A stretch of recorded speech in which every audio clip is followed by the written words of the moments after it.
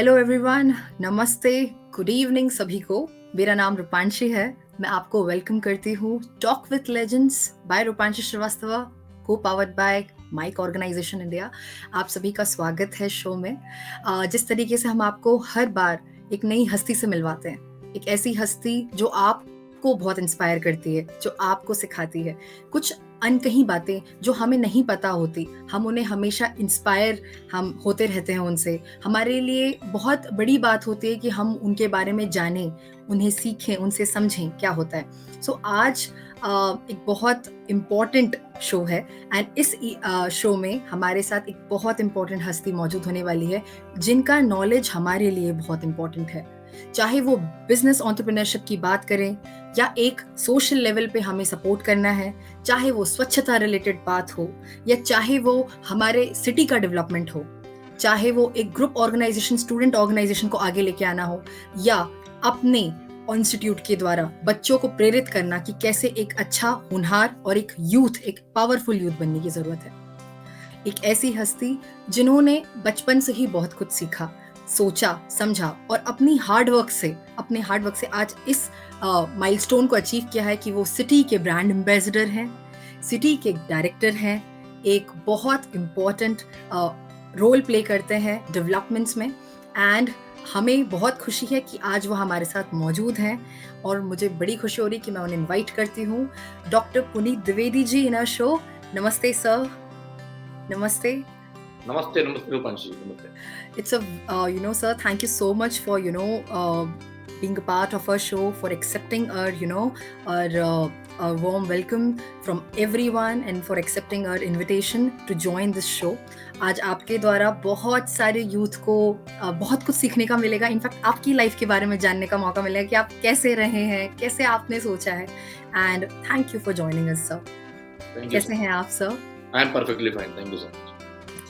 तो सर के बारे में मैं आपको थोड़ा सा बताना चाहूँगी, उनका ब्रीफ इंट्रोडक्शन देना चाहूँगी। He is a group director at Modern Group of Institutions. He is also brand ambassador at Swachh Indore in Indore Municipal Corporation. Also brand ambassador Smart City Indore. He is also, a city president of ABVP student organization. And it's really important to know him personally, and I would like to welcome once again to him. Welcome sir. Also मैं sir से बहुत सारी बातें करूंगी और आप लोगों को बताऊंगी कि सर कैसे रहे हैं। सो हम सर की तरफ ही चलते हैं और बात करते हैं। सो सर, मेरा पहला क्वेश्चन आपके साथ, और आप सबसे पहले मुझे बताइए कि बचपन से एक बहुत सारी चीजें आपने मतलब कैसे रहे हैं आप, कैसे आपके थॉट प्रोसेस रहे, आप यंग एज में कैसे थे और आपकी आज की जर्नी कैसी है, ये किस तरीके से आपने एक अपना शेप लिया। Thanks to Mike organization for inviting people who are doing something for the society and discussing their life, that how they have grown up and how they have done wonderful things for the betterment of society. मैं बिल्कुल ही सामान्य परिवार से हूँ, बिल्कुल मध्यम वर्गीय, निचला मध्यम वर्गीय परिवार कहेंगे इसको, लोअर मिडिल क्लास फैमिली, किसान परिवार से हूँ मैं। बचपन से ही गांव में रह के पढ़ना हुआ, 8वीं तक की पढ़ाई जो है गांव में ही हुई, और वो परिवेश मिला, वो एनवायरनमेंट मिला जहाँ पे फैमिली को समझना और फैमिली से जो मोरल वैल्यूज, जो एक पेट्रियटिज्म, देश और समाज के लिए काम करने का जो एनवायरनमेंट है, वो फैमिली से ही सुनने और देखने को मिला। लेकिन किस प्रकार से वो व्यूज या वो इथोस, वो एथिक्स, वो वैल्यूज हमारे अंदर इनकलकेट हो गए, हमको पता भी नहीं चला, और वहां से बेस मजबूत हुई। तो मैं तो पहले पूरा श्रेय मेरे मामा जी के परिवार को ही, मेरे नाना नानी के परिवार को ही देता हूँ, क्योंकि बचपन में तो वहीं रहा, मुझे वहाँ का ही पता था। मेरे father he was in south India, Hyderabad में थे, वो कॉन्ट्रैक्टर थे। मुझे बाद में 8th क्लास के बाद से मैं 9th क्लास में मैं साउथ गया, हैदराबाद गया, और वहाँ माता पिताजी के साथ रह के फिर वहाँ पर मैंने पढ़ाई 9th class onwards I have started. It was very tough for me when I'm moving from a very entirely backward area, very rural interior area, very close and border of Bihar and Nepal.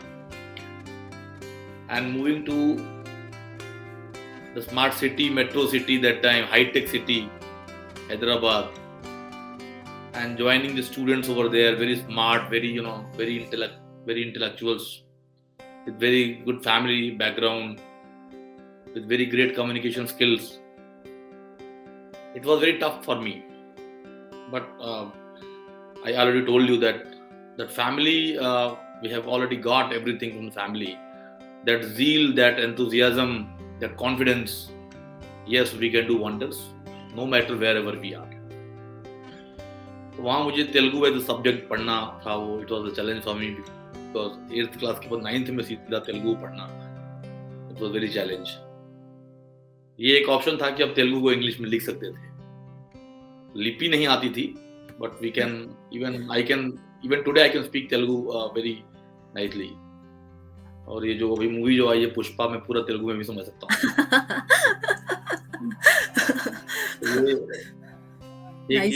ये था कि ठीक है. Then my mother was a teacher there, she was a primary school teacher और English medium school में हिंदी पढ़ाती थी वो. She was also graduate of her time, क्योंकि फादर ही टीचर थे तो उनको तो बनना ही था. वहाँ पे हिंदी टीचर थी, तो उनकी फ्रेंड थी एक मैडम, उन्होंने मुझे इंग्लिश पढ़ाना वहाँ पे शुरू किया, because it was very tough for me to survive in that environment. और उनको ऐसा लगा कि ऐसा ना हो कि मैं कोलैप्स हो जाऊँ और मैं वहाँ से भाग जाऊँगा तो पढ़ाई लिखाई छोड़ दूँ, क्योंकि सब एवरीथिंग वाज इन इंग्लिश. और यहाँ 6th क्लास में ABCD शुरू हुई. It was very tough. I thank to the madam, क्योंकि फिर मैंने तेलुगु की जगह पे मुझे एक और ऑप्शन था वहाँ के बोर्ड में, आप स्पेशल इंग्लिश पढ़ सकते हैं. It was non detail stories and all this. वो मेरा इंटरेस्ट था, स्टोरी पढ़ना, स्टोरी सुनना, तो वो एक तरीके से. लेकिन वो इंग्लिश में पढ़ना, फिर उसको दो तैयारियां होती थी. पहले इंग्लिश को समझो, फिर स्टोरी को समझो. तो ये कहीं ना कहीं एक चैलेंज था मेरे लिए. बट मैंने विद इन 2 years 10th में आई स्कोर्ड गुड, बहुत अच्छा. मुझे ऐसा अंदाजा नहीं था कि मुझे इतना स्कोर कर पाऊंगा, क्योंकि मैं बहुत ही डरा हुआ था. और मेरे लिए 9th तो कैसे वो तो इंटरनल असेसमेंट था, तो मुझे डाउट था कि ठीक है, वो तो शायद मुझे I was very active and involve in many activities and conducting many events like teachers day, annual day and all these. Even I was doing NCC in junior division, so they have seen that I am very active. तो मुझे ऐसा लगता था कि मेरे activeness को देख करके शायद ऐसा ना हो कि उन्होंने एक मुझे मार्क्स दे दिए हों कि चलो तो अच्छा काम करता है, इसको मार्क्स देते हैं. मैं आई वाज नॉट कॉन्फिडेंट. मुझे डर था कि 10th में क्या होने वाला है, for it was the board. लेकिन 10th में भी I scored more lot as compare to other students. वहां से मेरा कॉन्फिडेंस जो है बहुत तेजी से बिल्ड हुआ. मुझे लगा कि कोई मैटर नहीं है कि आप किस बैकग्राउंड से हैं, कोई मैटर नहीं है कि आप किस इनकम लेवल से हैं, कोई मैटर नहीं है कि आप किस तरह की फैमिली से हैं. आपके अंदर वो जील, आपके अंदर वो स्ट्रेंथ, आपके फैमिली से जो मिला, बचपन में जो हमको मिला है, वो सबसे इंपॉर्टेंट है. वो अगर प्रॉपरली है तो हम किसी भी सिचुएशन में फाइट कर सकते हैं. और यही आजकल हम देख रहे हैं कि जो स्टूडेंट्स या जो आत्महत्याएं करते हैं, वो यही कारण है, क्योंकि फैमिली में पेरेंट्स का, ग्रैंडफादर का, ग्रैंडमदर का उतना सपोर्ट नहीं रहता उनको, क्योंकि उनसे वो मिल ही नहीं पाते, उनके पास जा नहीं पाते. तो ये एक चीज मुझे वहाँ पे ऑब्जर्व हुई, और मैं आज भी अपने ग्रैंड पेरेंट्स को थैंक्स करता हूँ कि मुझे उन्होंने इस योग्य बनाया कि मैं अपने आप को किसी भी कंडीशन में सर्वाइव कर सकता है. I did my graduation over there, 10th to 12th हुआ, कॉमर्स पढ़ा मैंने, फिर ग्रेजुएशन किया. I was very keen to join army, as I told you I joined NCC, and बहुत ही मुझे मेरा मन था. Even my family members, मेरे फादर का, मेरे पिताजी थे, वो पहलवान भी थे, कुश्ती भी लड़ते थे. Oh wow. उनका ये था कि हमारा कोई एक बच्चा पहलवान तो होना ही चाहिए. तो अब वो पहलवानी का ट्रेंड जा चुका था, तो उनका कहीं ना कहीं डिफेंस में या पुलिस में ऐसा होना चाहिए. I decided to be part of defense. इसीलिए मैंने NCC भी ज्वाइन की थी, और उसमें C सर्टिफिकेट में A ग्रेड हूँ. बहुत रेयर केस में मिलता है, बहुत कम लोगों को मिलता है. उसके लिए SSB इंटरव्यू के लिए मेरा कॉल आया, NCC special entry scheme for second lieutenant position. और I came to Bhopal SSB for the interview purpose. उसके पहले BCom फर्स्ट ईयर में मेरा एक मेजर एक्सीडेंट हो गया था. फर्स्ट ईयर NCC में ही संडे के दिन NCC कैंप से मैं जा रहा था, और मेरी स्कूटी जो थी उसकी टूटी थी, और मैं रिफ्रेशमेंट लाने जा रहा था कैडेट्स के लिए. तो मेरा एक लेफ्ट लेग जो था फ्रैक्चर हुआ था. तो जहाँ पे फ्रैक्चर होने के बाद से हमने चूँकि काफ़ी मेहनत भी किया उसको, रॉड भी वगैरह भी कुछ प्लेट्स नहीं लगने दी, तो डिफेंस में जाना था भाई। लेकिन कैल्शियम भी पूरा प्रॉपर लिया, सब्जियाँ खूब खाई, जूस खूब पिए वगैरह वगैरह इस तरीके से। जी। तो वो ठीक तो हो गया, लेकिन वहाँ पे चूँकि वो ब्रेक जो था वो बहुत ही मेजर ब्रेक था। जी। वहाँ पे कैल्शियम का लेयर उसके चारों तरफ जहाँ पे जॉइंट्स पे जमा। ओह! तो उसकी वजह से ये हुआ कि अब वो डिफेंस में पहली बार तो मैं कॉन्फिडेंस आउट हो गया था फर्स्ट एसएसबी में। मुझे I was not aware that कैसे करते हैं, मैंने कोई कोचिंग नहीं करी थी। तो मुझे बताया गया और मैंने गलती की थी यहाँ पे भोपाल जो झील में हमको घुमाने ले गए थे ऑफिसर्स को जो उसमें आए थे कैडेट्स। तो मैंने क्या किया, एक छोटा पत्थर उठाया और पानी में ऐसे दे मारा ऐसा। तो वो क्योंकि मैंने गाँव में किया था बहुत सारा, और मुझे आज भी करता रहता हूँ, मैं जो गाँव जाता हूँ तो नदियाँ हैं हमारे गाँव, जी। देखते रहते। तो उनका ऐसा मुझे कॉन्फिडेंस आउट कर देगा, मुझे नहीं पता चला क्यों किया गया। तो then I approach somebody who is retired from defence. तो उन्होंने कहा कि तुमने वो क्या किया बताओ, क्यों तुमको पहले दिन ही बाहर कर दिया, क्या किया था? क्योंकि उसमें हर कदम पे आपको जज किया जाता है, आपको पता नहीं होता है। इवन जो ड्राइवर आपको वहाँ पिकअप करने आया है, हो सकता है कि कोई ऑफिसर हो आप डिफेंस का, और वो वहीं से आप ऑब्जर्व होना शुरू हो गए।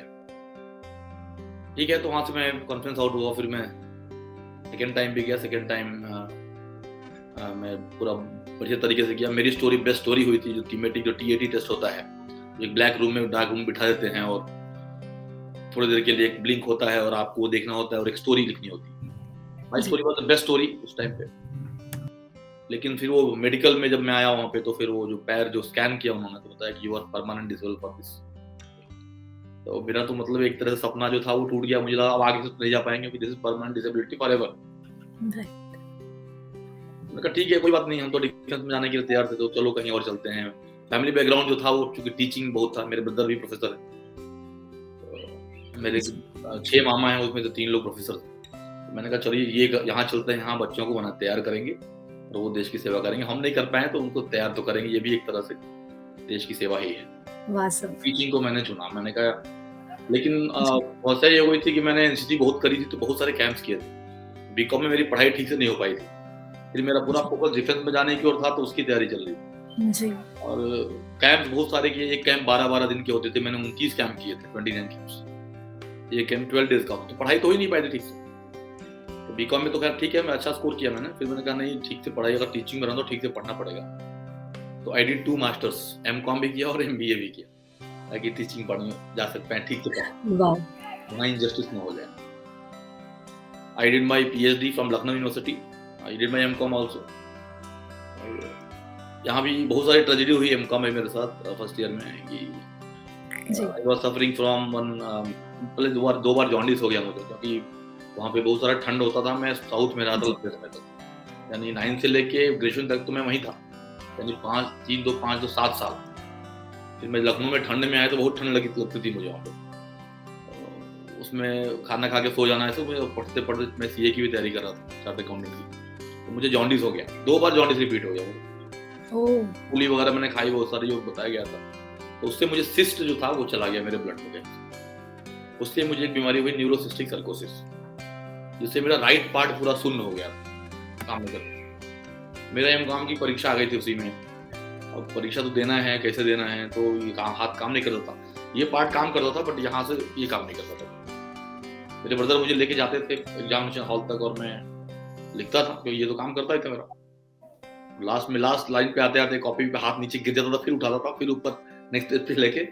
लेकिन मैंने कहा मैं परीक्षा तो नहीं छोड़ूंगा, 1 साल तो बर्बाद नहीं होगा।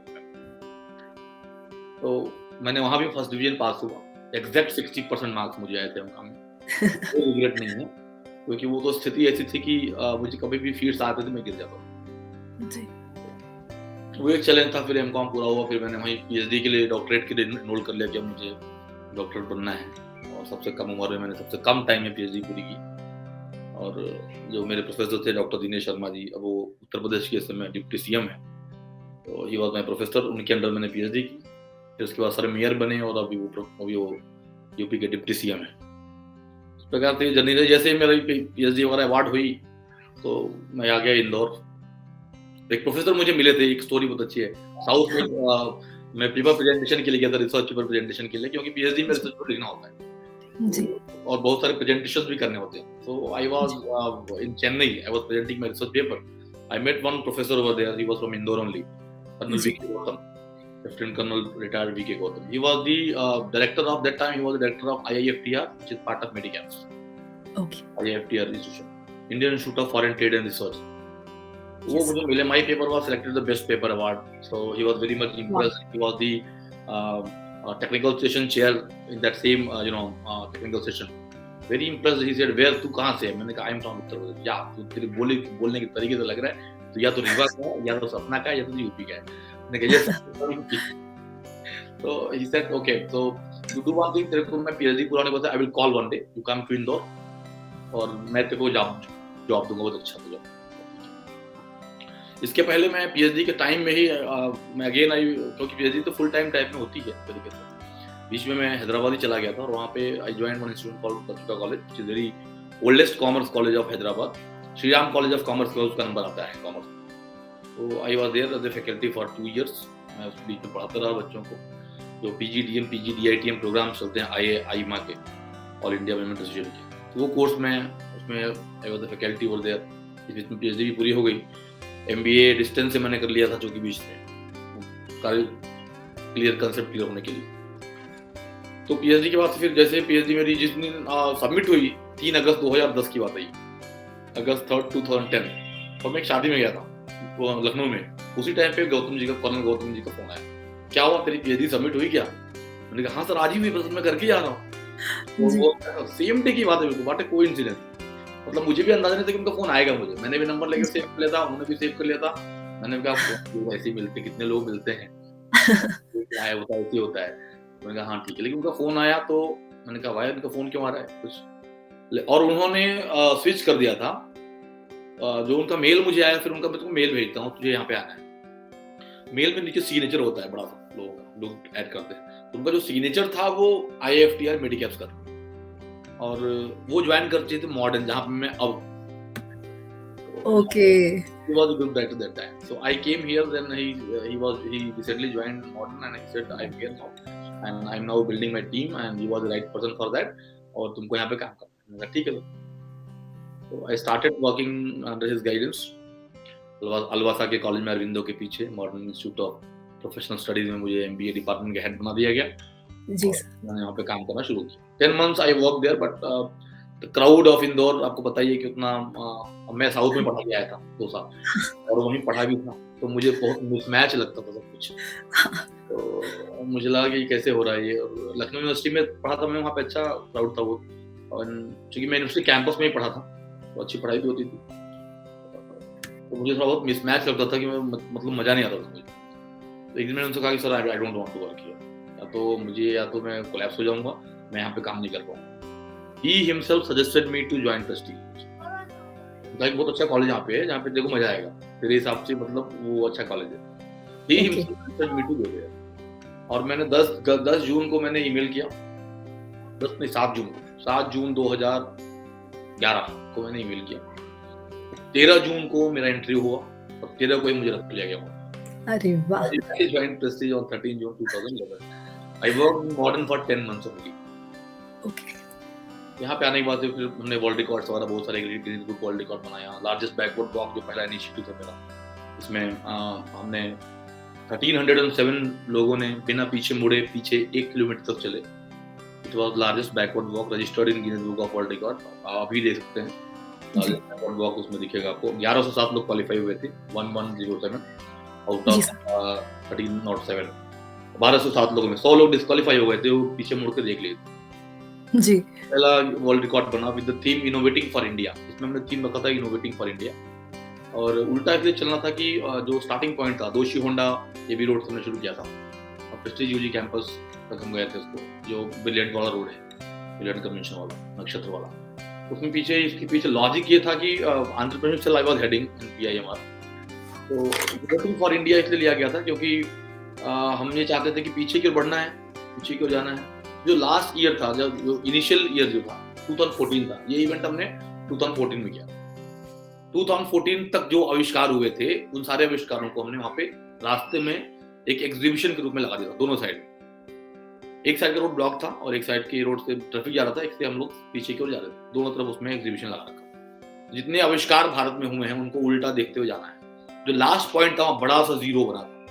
भारत में जीरो का आविष्कार भारत में ही हुआ है, आर्यभट्ट ने किया था।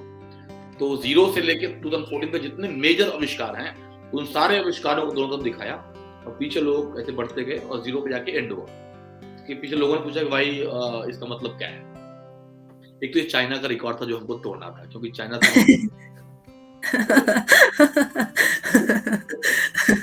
चाइना का रिकॉर्ड था इसलिए तोड़ना था। ये रिकॉर्ड हमने ब्रेक किया, क्रिएट नहीं किया। चाइना का रिकॉर्ड को तोड़ा है and it is Guinness book world record. वहाँ की फार्मा कंपनी थी, उसका रिकॉर्ड था ये उल्टा चलने का। हम लोगों ने इसको तोड़ा और इंडिया के कंटेक्स्ट में इसको रजिस्टर किया। तो ये पहला हो गया था। उसके बाद से फिर और भी ह्यूमन चेन किया, टॉलेस्ट टू शॉर्टेस्ट, एक एक इंच का मेजरमेंट किया गया उसमें। इसके पीछे ये रखा गया कि जो सबसे लंबा व्यक्ति है वो लार्ज ऑर्गेनाइजेशन जिसे कहते हैं, और जो सबसे छोटा व्यक्ति है या छोटा बच्चा है वो टीनी ऑर्गेनाइजेशन जो एंसिलरी आइटम प्रोड्यूस करते हैं, स्मॉल स्केल इंडस्ट्रीज कहते हैं। तो सबने हाथ क्रमशः जोड़ा था, ऐसे एक एक हैंड होल्डिंग करके एक बड़ा सा सर्कल बना था, और लास्ट वाले जो सबसे छोटे वाले ने सबसे बड़े वाले का हाथ पकड़ा था। That means everyone is supporting the big one, and big one is not supporting the small one, and without support of small one, big one has no existence. तो ऐसा एक इकोसिस्टम का हमने एक मैसेज दिया था, और ये था कि इसका थीम रखा था क्रिएटिंग जॉब्स फॉर मिलियंस। हम मिल करके जो भारत की जनता है उस जनता के लिए जॉब्स क्रिएट कर रहे हैं। Even small scale industries are equally important as compare to this large organisations. ऐसा उसमें मैसेज दिया गया। ये भी एक रजिस्टर हुआ, एक रिकॉर्ड रजिस्टर हुआ। फिर हम लोगों ने तब तक सरकार ने स्किल इंडिया मूवमेंट लॉन्च कर दिया। तो हम लोगों ने पेपर से चेन बनाया, 121 किलोमीटर की पेपर चेन बनाई 24 आवर्स में, 300 स्टूडेंट्स मिलके। उसमें मेरा पर्सनल रिकॉर्ड भी था। मैंने भी 9 घंटे में कुछ एक पुराना रिकॉर्ड तोड़ दिया था एक लोगों का। 9 घंटे फटाफट जल्दी अपना करके पेपर चेन बना के रिकॉर्ड तोड़ के फिर बच्चों को गाइड करने लग गया, क्योंकि उनका 24 आवर्स हो रहा था। तो वो सब नींद आ रही थी, सब सोने वाले थे। 9 घंटे मेरा पूरा करके, जो कि रिकॉर्ड 12 घंटे का था, मैंने 9 घंटे में तोड़ दिया, फिर उनको गाइड करना शुरू कर दिया। तो ये पेपर चेन का भी रिकॉर्ड स्किल इंडिया को प्रमोट करने के, क्योंकि स्किल ही ऐसा होता है कि स्किल इंडिया का फेज 2 भी हम लोगों ने किया था। तो सेकंड फेज के लिए उसमें लार्जेस्ट सेफ्टी पिन चेन बनाई थी 121 किलोमीटर की। तो सेफ्टी पिन को ऐड किया गया था, एक के जोड़ के। अब वो क्या उलझ जाती थी, तो उसमें टाइम लगता था कि ह्यूमर भी होता था, बच्चों के एंटरटेनमेंट भी होता था, और म्यूजिक वगैरह हम आपको करते थे। 24 आवर्स का रिकॉर्ड बना था। पूरा कैंप जो था सेफ्टी पिन से भर गया था नीचे से। वाओ। तो टीम वर्क वहाँ पे देखने को मिला। स्टूडेंट्स के अंदर एक क्रिएटिविटी, एक इनोवेशन, एक टीम वर्क, एक ऑड सिचुएशंस में भी काम करने का। पेरेंट्स से कितने फोन आते थे मुझे कि आप बच्चों को कैसे रोक सकते हैं रात को, ये वो। मैंने कहा कब तक, कहाँ तक रोकोगे बच्चों को, बताओ। जो होना वो होगा ही। अब यार छोड़ दोगे, सीख तो पाएंगे नहीं। वो नहीं, आप अंडरटेकिंग दो, कुछ नहीं होगा। मैंने सब दिया। बहुत पेरेंट्स की भी मैंने वो सहे। इवन डायरेक्टर्स उस टाइम पे जो वहाँ पे सीनियर हुआ कर, उन्होंने कहा तुम ये क्या कर रहे हो, रात में क्यों इनको रोक रहे हो, कुछ इशू हुआ तो कौन जिम्मेदार। मैंने कहा मैं मैंने कहा मैं जिम्मेदार हूँ, ठीक है। तो ये इस तरीके से, लेकिन बच्चे चूंकि मुझे बहुत मानते थे, आज भी मैं इसके लिए ब्लेस्ड हूँ कि स्टूडेंट्स का मुझे सपोर्ट बहुत मिला है, और मैं जो बोलता हूँ मान लेते हैं। मैं उनके लिए उनका ध्यान भी रखता हूँ, रखना भी चाहिए। It is like the role of a mentor, not only a teacher. 24/7 कोई भी प्रॉब्लम हो आप मुझसे बात कर सकते हैं, आपको हैंड होल्डिंग में प्रॉपर मिलना है। तो इस तरीके से मैं कॉन्फिडेंट था कि ये बच्चे जो ऐसे हैं मेरे साथ गड़बड़ तो नहीं करेंगे, क्योंकि मैंने इनके साथ गड़बड़ नहीं किया, इनके भले के लिए ही काम कर। बच्चों को सर्टिफिकेट मिलता था, वो दे फील प्राउड, उनको अच्छा लगता था। तो ये एक था कि एक टीम बनती थी, इस तरीके से काम होता था। Then biggest milestone I achieved recently in the year 2018 में जो हुआ था, क्योंकि एंटरप्रेन्योरशिप एक्टिविटी हम करते थे। बहुत सारे अवार्ड हमने जीते। बेंगलुरु में ऑल इंडिया जो चैंपियनशिप था एनईएन का, नेशनल एंटरप्रेन्योर नेटवर्क, उसका चैंपियनशिप रनर अप हम लोग थे। फर्स्ट पोजीशन आईएम को मिला था, सेकंड हम लोग थे। ये फर्स्ट टाइम हिस्ट्री में हुआ था। वो कैसे हुआ था मुझे भी नहीं पता, but we have done many activities. उसके बेस पे जो असेसमेंट हुआ था, तो we were all India runner up, first runner. Wow. जो विनर था वो आईएम था। तो ये एक फील आता है कि हम ऐसा भी कर सकते हैं क्या। तो वहां से हमने एनईएन के बहुत सारे एवरी ईयर अवार्ड जीते। ई विकेट स्कूल अवार्ड जीता, और जो मेन अवार्ड होता है वो भी जीता, चैंपियनशिप अवार्ड जीता। तो ये हर साल कुछ ना कुछ चलता रहा, 15-16 तक चलता रहा। Then I thought कि activities तो ठीक है, we are creating many organizing many awareness campaigns for entrepreneurship, but what is the इसका execution part क्या है? तो स्टार्टअप्स की बात तो अपन कर, स्टार्टअप क्रिएट कहाँ हो रहा है? फिर मैंने कहा कुछ एक इंक्यूबेशन वाला पार्ट अपन को ध्यान देना चाहिए, जो अवेयरनेस के बाद का नेक्स्ट स्टेज है कि हम एक स्पेस दें, एक कोवर्किंग स्पेस क्रिएट करें जहाँ पे स्टार्टअप्स आए और काम। Then I approached to my management and I asked them to start one incubation at EIMR, and they said okay, you can plan. NITI Aayog government of India का initiative शुरू हुआ था, Atal incubation centre, which is AIC।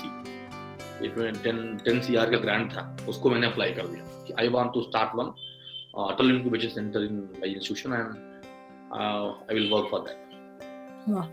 अब इसके लिए ऐसा हुआ कि चूंकि इसमें फंड भी इन्वॉल्व था थोड़ा बहुत, और तो लोग डर गए कि पता नहीं इतना पैसा आएगा नहीं आएगा, कुछ फंस गया तो क्या होना है, जो भी चीजें खर्च कुछ लगा तो क्या कैसे करना है। मुझे बिठा के बहुत समझाया गया कि अब आप जो ले रहे हो ऐसा डिसीजन है कि उसमें आप अगर फंस गए तो आप तो जीवन भर चुकाते रह जाओगे। मैंने कहा ठीक है, लेट्स ट्राई, कोई समस्या नहीं है, अभी तक तो कोई गड़बड़ नहीं हुआ मेरे साथ, तो मैं इसमें कॉन्फिडेंट था कि अभी तक तो कोई गड़बड़ नहीं हुआ है, आगे कैसे हो सकता। मैंने कहा ठीक है, आई प्रोजेक्टेड। और इसमें सबसे अच्छा कोइंसिडेंस ये था कि उसका जो प्रेजेंटेशन का डे आया, जिस दिन हमको वो प्रेजेंट करने दिल्ली जाना था अपना केस, वो मेरे बर्थडे के दिन ही आया। जनवरी में मेरा बर्थडे आता है, तो उस दिन आया कि आपको उस दिन दिल्ली जाना है। मैं और मेरी कलीग मैडम है जो मेरे साथ प्रोजेक्ट में जुड़ी थी, डॉक्टर रंजना पटेल मैडम, हम दोनों लोग पहुंचे दिल्ली। बर्थडे का दिन था, वहाँ प्रेजेंट किया बढ़िया तरीके से और सेलेक्ट हो गए, और हमको ग्रांट सरकार की ओर से 10 CR की ग्रांट सैंक्शन हुई, मेरे नाम पे ही आज भी। तो एक स्टार्टअप का हम लोगों ने यहाँ पे इंक्यूबेशन सेंटर क्रिएट किया जहाँ बहुत सारे आइडियाज पे काम हो रहे हैं। इस बीच में यूपी के गवर्नर ने मुझे 2 बार अवार्ड दिया एंटरप्रेन्योरशिप के लिए, और ये जो वर्ल्ड रिकॉर्ड्स हमने क्रिएट किए थे एंटरप्रेन्योरशिप सेल के अंडर, उसके लिए स्किल डेवलपमेंट के लिए जो किया था उसके लिए। तो एक बार एंटरप्रेन्योरशिप के लिए अवार्ड दिया था राम नाइक जी ने, और एक बार स्किल डेवलपमेंट के लिए उन्होंने BHU में, बनारस हिंदू यूनिवर्सिटी में हमको अवार्ड दिया था। तो 2 बार ये अवार्ड।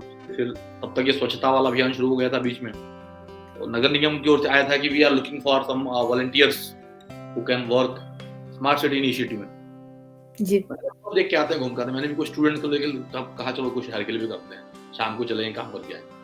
वी वेंट देयर, वहाँ पे मात्र 7-8 लोग आए थे वॉलंटियर बनने के लिए पूरे शहर के लिए, इतने बड़े इंदौर शहर। हम लोग भी 3-4 लोग पहुंचे थे पहले देखने के लिए कि क्या होता है, एंड वी स्टार्टेड वर्किंग। बहुत सारे सिटीजन एंगेजमेंट प्रोग्राम की, मैं कुछ वीडियोस आपको भेज रखे हैं यूट्यूब पे, आप और भी सर्च करेंगे तो बहुत सारे मिल जाएंगे स्मार्ट सिटी के नाम से। तो ऐसे एक्टिविटीज करते गए, स्टूडेंट जुड़ते गए, और हम लोग 300 लोग हो गए मेरे स्टूडेंट जो एक्टिविटी में पार्टिसिपेट करने लगे। और हमने इतने सिटीजन एंगेजमेंट एक्टिविटीज करी पूरे शहर में, meeting with doctor, meeting with advocates, meeting with slum area, meeting with professor, meeting with police people, सब लोगों से जितने सेगमेंट होते हैं सोसाइटी की, मीटिंग विद हाउसिंग सोसाइटी, सब लोगों से हमने मीटिंग प्लान करी अलग अलग एरिया में। ये कम से कम 160 मीटिंग करी। Wow sir. तो ये एक तरीके से, और वो शाम को हम लोग एक्टिविटी प्लान कर लेते थे, नगर निगम के नगर निगम बोला कि हाँ ये लोग हैं तो कर। Then I was officially appointed as the brand ambassador for this smart city, volunteer. लेकिन और लोग भी आए 2 दिन की और चले गए, 3 दिन की और चले गए, बट हम लोग टिके रहे, डटे रहे जब तक वो मिशन नहीं चला। उसी बेस पे मनीष सिंह जी थे उसमें, वहाँ पे इंदौर नगर निगम कमिश्नर, तो स्वच्छता में भी मुझे उसी बेस पे लिया गया कि आप चलिए ब्रांड एम्बेसडर में आपको काम करना पड़ेगा। And we have organised many e-learning activities for the officials of IMC for capacity building. लोगों का बर्ताव कैसा होना चाहिए लोगों के प्रति, उसके लिए हमने ट्रेनिंग दी है, जिससे कि हम ऐसा नहीं कि हम जब स्वच्छता की बात करें तो किसी को डांट के नहीं बोल सकते हैं, उससे रिक्वेस्ट कर सकते हैं। तो किस तरह से हमको लोगों से डील करना है, किस तरह से हमको सेग्रीगेशन के लिए बात करना है, किस तरह से रिक्वेस्ट मोड में जाना है, इसकी ट्रेनिंग हम लोगों ने सारे ऑफिशियल्स को दी। PIMR में ही हम लोगों ने, मैंने इवेंट पूरा कोऑर्डिनेट किया, वो बहुत सारे कैपेसिटी बिल्डिंग प्रोग्राम्स हमने किए, कुछ ब्रिलियंट सेंटर में किए। इस प्रकार से कारवां आगे बढ़ता गया, और एक के बाद एक स्वच्छता में अवार्ड्स मिलते गए। जो पहली बार अवार्ड मिला तो फिर मुझे ब्रांड एम्बेसडर के नाते तो मैं अकेला ही था, 2 लोग और थे, लेकिन एक्टिव तो मैं अकेला ही था। उसमें जो अवार्ड सेरेमनी प्रणाम इंदौर हुआ था, प्लान हुआ था यहाँ पे दशहरा मैदान में, खूब पानी गिरा था। नायडू जी भी आए थे, वो जी, उपराष्ट्रपति, है ना? और जी। शिवराज सिंह चौहान जी थे, ताई थी, है ना? सभी दिग्गज जी। लोग थे और टेंट गिरा पानी से और हम सभी लोग भागे वहाँ से जान बचा के। तो वो पहला अवार्ड यहाँ से मैं बच गया था। दूसरा अवार्ड आपका ब्रिलियंट कन्वेंशन में हुआ और वहाँ पे शिवराज सिंह चौहान जी ने जो है वो ब्रांड एम्बेसडर के नाते सम्मानित किया। तो जी। और ऐसे हर साल कमिश्नर सर के द्वारा, कमिश्नर मैडम के द्वारा, जो भी सांसद महोदय के द्वारा, तो ये अलग-अलग ऑकेज़न पे सम्मान कार्यक्रम वगैरह जो है, वो होता रहता है। लेकिन चूँकि पहले से हम जुड़े हुए हैं, पहले से कर रहे हैं, इसलिए ये सब है। कोई बहुत ज़्यादा और भी लोग कर रहे हैं, ऐसी बात नहीं है। आप लोग भी कर रहे हैं, माइसी ऑर्गेनाइजेशन भी कर रहा है। अलग-अलग एक्टिविटीज़ आप लोग भी प्लान कर रहे हैं और कंट्रीब्यूट बहुत ही कर रहे हैं। और ये है कि मैंने ये देखा कि जो इनिशियली जो जुड़ जाता है, तो पूरा जो खेल है वो इनिशिएशन का है कि हू इज़ इनिशिएटिंग। जो इनिशिएट करके और टिक जाता है ना, वो लंबा चलेगा। यही फंडामेंटल है, यही एक रूल है जिसको हमको फॉलो करना चाहिए। बाकी आप लोग भी कई इनिशिएटिव में साथ जुड़े हुए हैं, माइक ऑर्गेनाइजेशन कई सारे जी। स्वच्छता के इवेंट में आप लोगों के साथ मैं भी जुड़ता हूँ, मुझे भी अच्छा लगता है। आप लोग भी बहुत अच्छा कर रहे हैं। और बाकी ये कोविड वॉर रूम जो हुआ था, यही बड़ा इंटरेस्टिंग स्टोरी आपको बताना चाहिए मैं on the record. Yes sir, yes, इसमें कोई यस सर। नहीं। कोविड बढ़ना शुरू हो गया था और यहाँ पे कलेक्टर तो कोई दूसरे थे बीच में, नाम भूला फर्स्ट मुझे। फेज़ था सर। हाँ, जी। हाँ। तो मनीष सिंह साहब, चूँकि मैंने काम कर चुका था लंबे समय तक उनके साथ और वो भोपाल थे अब। तो भोपाल से उनका इंदौर आना तय हो गया था कि अब वो इंदौर कलेक्टर बन के जा रहे हैं। तो वो 2 लोग चंद्रमौली शुक्ला जी जो अभी देवास कलेक्टर हैं वो और मनीष सिंह जी भोपाल से निकले और मुझे वहाँ से फ़ोन आया कि पुनीत भाई हम निकल गए हैं और अपने को टीम बच्चों की फिर खड़ी करनी पड़ेगी। अपने को वार रूम बनाना पड़ेगा। ये ऑन द रिकॉर्ड मैं बोल रहा हूँ, इसमें कोई वो नहीं है। ये वही मना नहीं करेंगे। और हमको वार रूम बनाना है और बच्चों को लगाना पड़ेगा तभी कि ये कंट्रोल हो पाएगा। फिर हमने प्रेस्टीज के मैं प्रेस्टीज में तो था ही नहीं। फिर मैंने चेयरमैन को आके फ़ोन किया, सर हमको कैंपस आपका चाहिए क्योंकि बॉम्बे हॉस्पिटल के पास ही है और यहाँ पे हमको जो कंप्यूटर लैब है उसमें हमको वार रूम बनाना है। तो उन्होंने कह दिया हाँ, हाँ, बिल्कुल ले जाओ, बिल्कुल करिए आप लोग, कोई समस्या नहीं। तो वहाँ पे फिर सारे स्टूडेंट को अब कोई समस्या ये आ गई थी कि सब अपने घर भाग गए थे क्योंकि कोरोना शुरू हो चुका था। स्टूडेंट को पेरेंट्स ने बुला लिया था। अब ये बहुत बड़ा चैलेंज, मैंने हाँ तो उस समय बोल दिया। अब कैसे करें? फिर एक आइडिया आया कि क्यों नहीं हम गूगल फॉर्म क्रिएट करें, जितने कॉन्टैक्ट्स हैं सबको भेज दें, जो भी इसमें सेवा करना चाहते हैं वो जुड़ेगा। फिर एक गूगल फॉर्म क्रिएट किया गया और सबको अपने-अपने कॉन्टैक्ट्स में भेजा गया। इवन जो स्टूडेंट्स नहीं थे, जो घर चले गए थे, उनको भी बोला तुम भी अपने कॉन्टैक्ट्स में उसको शेयर करो। जो इसमें वॉलंटरी सेवा जी करना सर। चाहता है, they are welcome, most welcome और उनको यहाँ पहुँचना है। मतलब 2 बजे का 12 बजे हमने मैसेज फ्लोट किया और 2 बजे कॉल किया और 2 बजे 50-60 लोग कैंपस में आ चुके थे सेवा करने के लिए। वाह! क्या और बात है उनसे सर। उनसे उनसे यही बताया गया, उन सबको उसमें मैसेज डाल दिया गया था, लोगो वगैरह नगर निगम इंदौर का, कलेक्टर साहब के कहे अनुसार वगैरह। तो जो भी पुलिस ने उनको बीच में रोका तो वो दिखाते गए और पुलिस ने उनको जाने दिया। ऐसा कि नहीं आप लोग जाइए। तो वो एक तरीके से पास ही बढ़ चुका था वो एक मैसेज। और फिर लोगों ने यहाँ पे लैब वहाँ पे काम करना शुरू किया। फिर हम लोगों ने कॉन्टैक्ट ट्रेसिंग जो था, जिनकी जिनकी फॉरेन ट्रैवल हिस्ट्री वगैरह थी, उनका पूरा डेटा हम लोगों ने खंगालना शुरू किया। उस पे कॉलिंग करना शुरू किया, किनसे मिले हैं, वो पूरा डेटा कलेक्ट करना शुरू किया। और चूँकि वो शासन के पोर्टल पे अपलोड भी करना था, वो अपलोड भी करते गए। उसके बाद ये हुआ कि अब मामला गड़बड़ होता गया था। फिर वार रूम जो है, कलेक्टर हेल्पलाइन का नंबर हम लोग को दे दिया गया कि आप लोग उसको संभालिए, क्योंकि इतने फ़ोन आते थे, किसी को खाने की ज़रूरत, किसी को एम्बुलेंस की ज़रूरत, किसी को लाश जलवाना है, किसी को बेड चाहिए, किसी को रेमडेसिविर चाहिए, किसी को कुछ चाहिए, किसी को ऑक्सीजन चाहिए। क्या मतलब महामारी का जो प्रकोप था, लेकिन उसमें भी हम लोगों ने क्या, पूरे शहर ने, पूरे देश ने काम किया है। लेकिन हाँ ठीक है, स्टूडेंट्स ने जो काम किया है वो, और पेरेंट्स को मैं इसमें थैंक यू बोलना चाहूँगा कि उन्होंने जो अपने बच्चों की जान की परवाह किए बिना और देश और समाज के लिए अपने बच्चों को जाने दिया, जिन पेरेंट्स ने जाने दिया, वो ही इसमें अनुकरणीय हैं, वही इस बार धन्यवाद के पात्र हैं, उनको ही नमन करना चाहिए। तो ये एक तरीके से टीम बिल्ड हुई और लोगों ने अपने चिंता किए बिना अच्छा काम जी किया। सर। संयोग की बात ये है कि हम में तो कोई बीमार नहीं हुआ, उस टीम का जो व्यक्ति था, वो कोई बीमार नहीं क्या हुआ बात है! और बचे रहे उसका। और बाद में तो कोरोना मुझे भी हो गया था, लेकिन जब फेज़ खत्म हो गया तब मुझे हुआ। जब सब खत्म हो चुका आप आपका तो वर्क उसके कर बाद चुके थे तब तक। हाँ, 6-7 दिन जी, में भी ठीक हो गया था, घर आ गया था जल्दी में। जी। तो ये एक तरीके से दोनों फेज़ में हमने काम किया और बढ़िया तरीके से किया। और भी कई सोशल ऑर्गेनाइजेशन जो जुड़े थे, जो ये वर्चुअल माध्यम से कई लोगों को बताना या कोरोना के अवेयरनेस के बारे में कुछ सेशंस वगैरह प्लान किए गए, वो सब किए गए। मॉडर्न टॉक के नाम से हम लोगों ने एक सीरीज किया जिसमें 63 स्पीकर्स को 63 डेज में हमने 63 स्पीकर्स को, जिसमें 22,232 लोगों ने उसको सुना। इतने दिन लगातार हम लोगों ने एक अवेयरनेस, ये ऐसा ना हो कि लोग घर बैठे बैठे बोर हो जाएं, कुछ ना कुछ लर्निंग और सर्टिफिकेशन उनको मिलता रहे। तो ये भी क्रिएट किया कि एक साउंड माहौल जो है, भले लोग घर बैठे हुए हैं तो क्या, लेकिन उनको ऐसा मत लगे कि हमारी लर्निंग रुक गई है।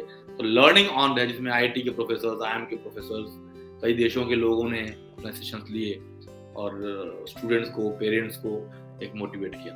तो ये सब तो सबके साथ हुआ। कोरोना काल तो खैर ये तो इसमें तो हर व्यक्ति की उपलब्धि है, हर व्यक्ति ने अच्छा काम किया, हर संगठन ने अच्छा काम किया है। ये किसी एक को रेट नहीं लेना चाहिए।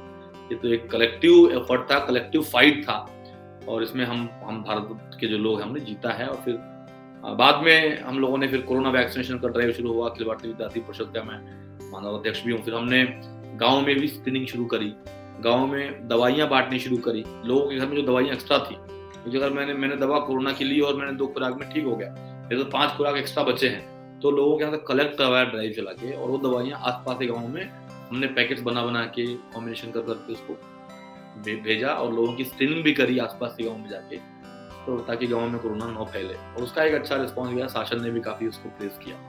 फिर हमने वैक्सीनेशन सेंटर पे भी एबीवीपी के कार्यकर्ताओं ने लगातार 3-4 महीने उन्होंने वहाँ पर सेवा दी और लोगों को वैक्सीनेशन के प्रति जागरूक किया। हमने संजीवनी अभियान चलाया, जिसमें लोगों को कहा गया गाड़ी निकली और पूरे शहर में घूमने की, आप घर से निकलिए और जाइए, वैक्सीन लगवाइए। तो इस तरीके के जो अभियान थे वो काफ़ी अच्छे चले, और ये तो सब जगह किया गया है, लेकिन ये विद्यार्थी परिषद की ओर से हमने ये काम किया। और इस प्रकार से ये एक जर्नी है जो मैंने आपको सब इंटरेस्टिंग जर्नी, जो मुझे पता नहीं इंटरेस्टिंग है कि नहीं। Wow sir, wow, thank you sir. मेरे हिसाब से आपने बहुत सारी चीज़ें बताई हैं।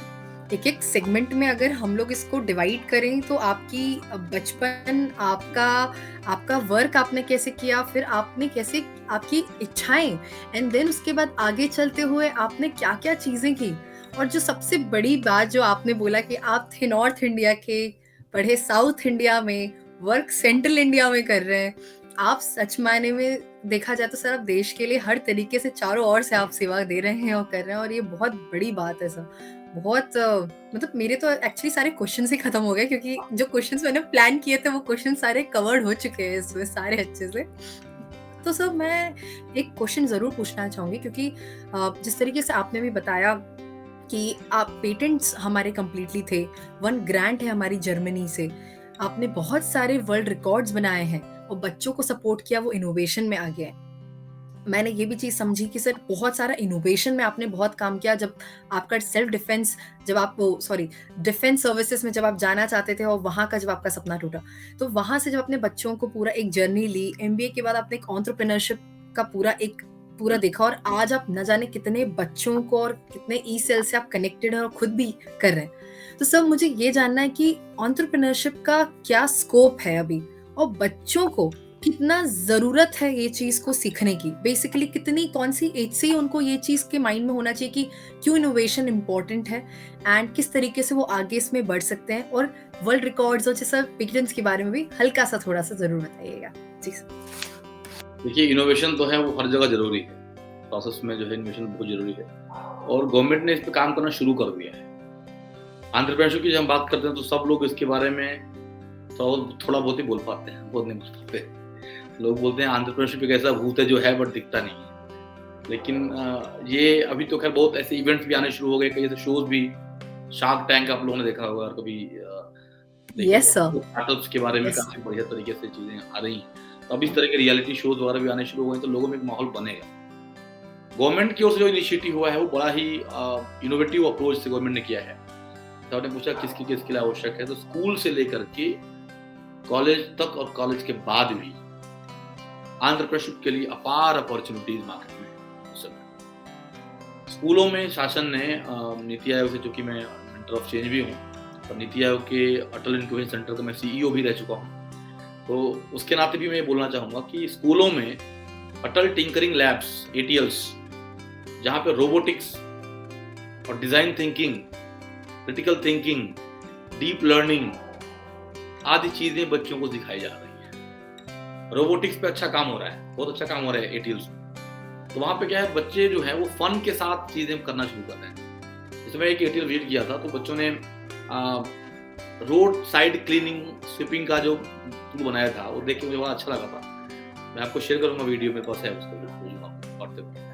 तो जी क्या सर। है कि कॉटन आगे लगा दिया है, जो स्वाइप करने वाला जो गोल होता है उसको कॉटन लगा दिया है ऐसे, और वो ऐसे ऐसे स्वाइप करते हुए गाड़ी आगे बढ़ रही है, ठीक है। तो और उसमें सेंसर बेस्ड कर रखा है कि अगर जैसे टेबल पे चला रहे हैं तो कॉर्नर पे जाते सेंस कर रहा है कि आगे गड्ढा गिर जाएंगे, तो वहां तो टर्न हो जा रहा है, उस तरफ टर्न हो जा रहा है। तो इस तरीके की जो चीजें हैं वो बड़ी बड़ी ही तेजी से, और क्रिटिकल थिंकिंग स्किल बच्चों में बड़ी आवश्यक है। हम क्या करते हैं, अपने बच्चों को मोबाइल फोन नहीं देते, देना चाहिए, क्योंकि हमें किस एज में मोबाइल मिला है, हमको मिला है 18 साल के बाद, ठीक है। और उनको अगर अभी मिल जाता है, तो हम जो 18 साल के बाद सोच रहे थे, वो अभी अगर सोचना शुरू कर दें, तो जब हम अब जिस एज में हम हैं और हम क्या हैं, तो उस एज में वो रहेंगे तो वो क्या होंगे, ये भी हमको सोचना चाहिए।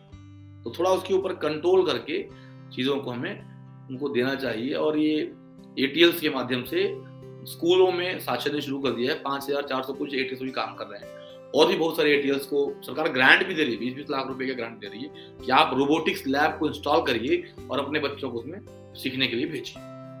दूसरा, जब हम कॉलेज में आते हैं, ये तो स्कूल की बात हुई, स्कूल से हम कॉलेज में आते हैं, यानी एक इकोसिस्टम बिल्ट हो गया है। पहले ये नहीं था, यानी स्कूलों में रोबोटिक्स की कोई बात करता है, अब कॉलेज में आते थे, कॉलेज में खाली ट्रेडिशनल पढ़ाई की बात होती थी। लेकिन अब क्या है, आईआईसीज आ गई, एआईसीटी ने इंस्टीट्यूट इनोवेशन काउंसिल्स बना दिए, कंपल्सरीली रखना है हर कॉलेज में। तो वहां पे इनोवेशन की चर्चा हो रही है, उसमें टॉक शोज हो रहे हैं, लेक्चर्स हो रहे हैं इनोवेशन पे, एक एक इंपॉर्टेंट टॉपिक्स पे लेक्चर हो रहा है। उन्होंने कैलेंडर बना के दे दिया है, इस कैलेंडर को फॉलो करना है। डीप लर्निंग पे सेशन लो, डिजाइन थिंकिंग पे सेशन होना चाहिए, कोई बाहर से स्पीकर बुलाइए, ये बिजनेस प्लान पे होना चाहिए, बिजनेस मॉडल कैनवास पे होना चाहिए।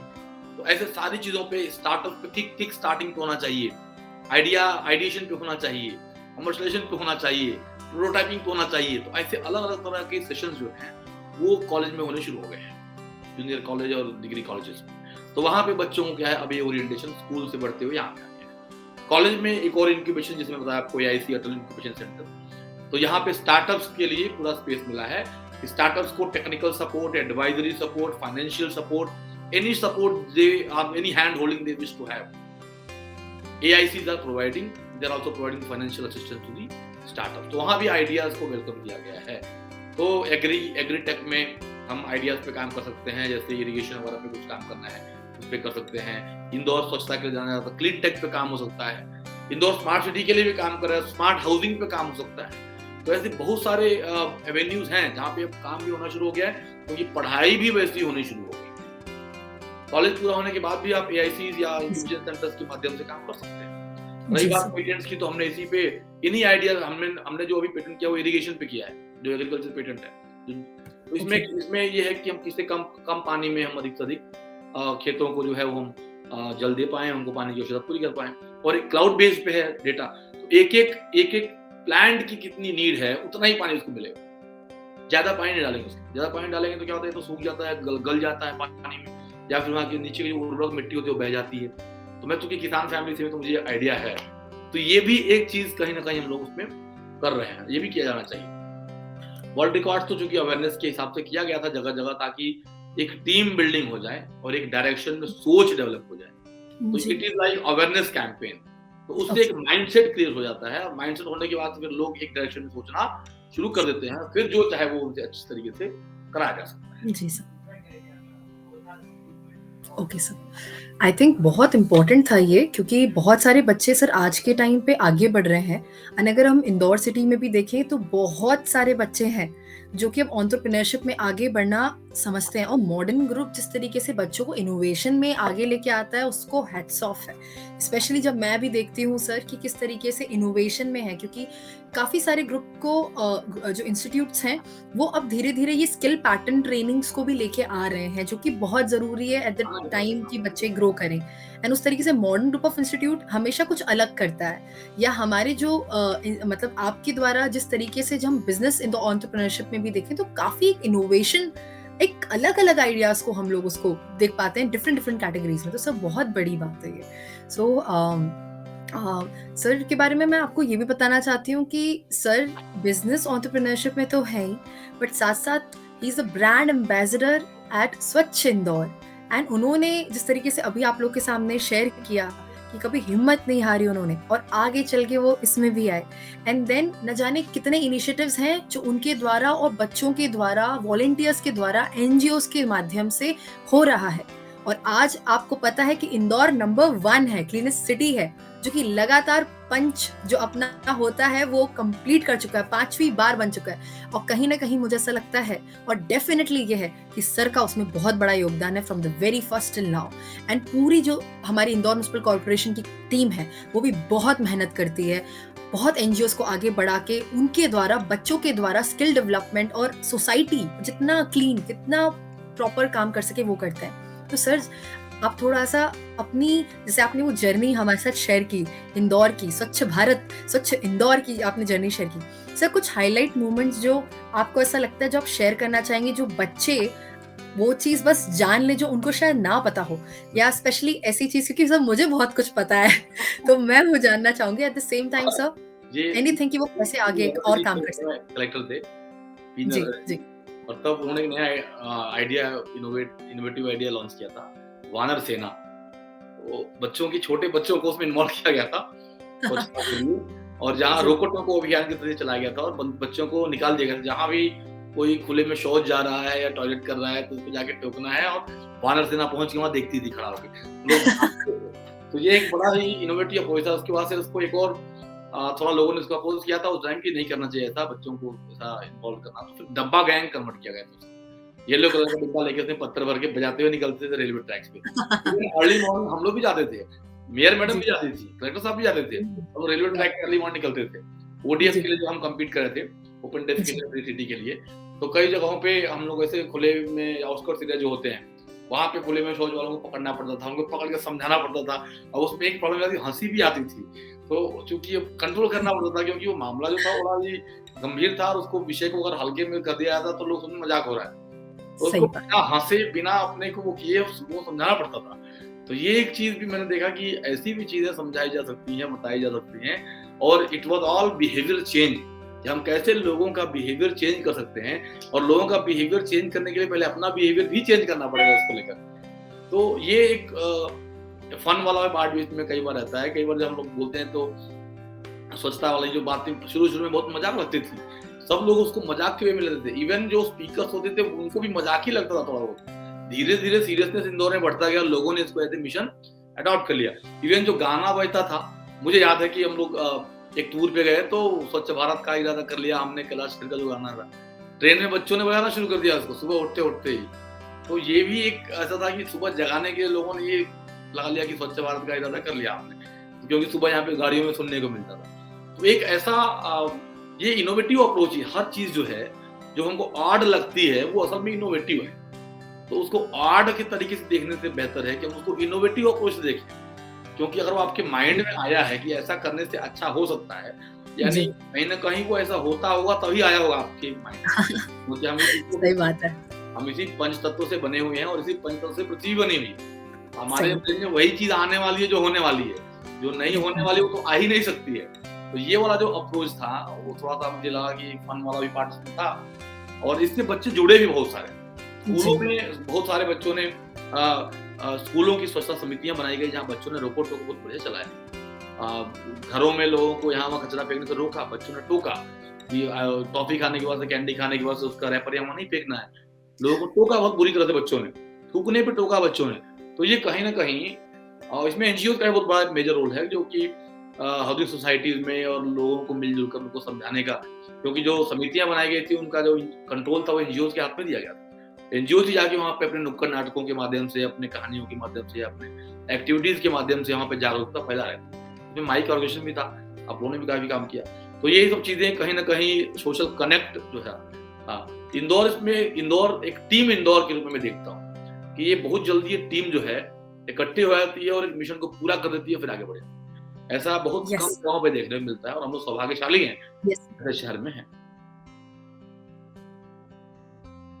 Great sir. आई थिंक बहुत प्यारी बात कही, और इंदौर एक टीम ही है, इसलिए सब लगे हुए हैं इंदौर को आगे बढ़ाने में, और इंदौर आगे बढ़ता जाएगा और ऐसे बहुत आगे बढ़ेगा। और सर सीरियसली ये बहुत प्यारी स्टोरी थी। आई थिंक किसी को भी नहीं पता होगी, मुझ तक को भी नहीं पता था कि वानर सेना करके भी एक स्टोरी निकली थी। बड़ी प्यारी है सब, बहुत ही अच्छा लगा। तो सर बहुत ही मतलब एक बहुत प्यारा सेशन चल रहा है हमारा, और इस सेशन को हम आगे बढ़ाते हैं और कुछ नया सेगमेंट लेके आते हैं आपके साथ। एक नया सेगमेंट में आगे बढ़ते हैं। तो मैं आपके साथ अब एक गेम खेलना चाहूंगी, या फिर एक तरीके से आप ये सोचिए कि हम एक ऐसी जर्नी पे जाने वाले हैं जो आपकी बनाई हुई जर्नी है, जो आपकी बुनी हुई एक जर्नी है। तो हम चलते हैं बिग पिक्चर की ओर बाय टॉक विद लेजेंड्स। चलिए बढ़ते हैं।